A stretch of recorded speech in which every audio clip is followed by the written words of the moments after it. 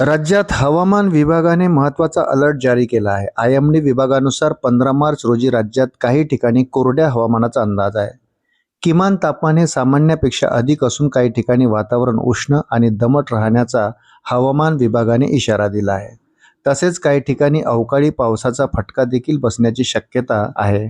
दरम्यान जाणून घेऊयात 15 मार्च 2026 रोजी राज्यातील एकूण हवामान विभागाचा अंदाज।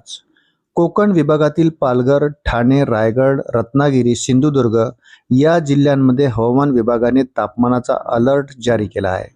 या जिल्ह्यामध्ये उष्णतेच्या लाटेचा इशारा देण्यात आला। किनारपट्टीवर आर्द्रता जास्त राहील, ज्यामुळे उष्ण दमट हवामान राहील। पश्चिम महाराष्ट्रात कोल्हापूर, सातारा, सांगली, सोलापूर, पुणे जिल्ह्यांचा समावेश होतो। या जिल्ह्यापैकी सातारा, सांगली आणि सोलापूरमध्ये हवामान विभागाने पावसाचा अलर्ट जारी केला आहे। याचा विपरीत परिणाम हा पिकावर होऊ शकतो।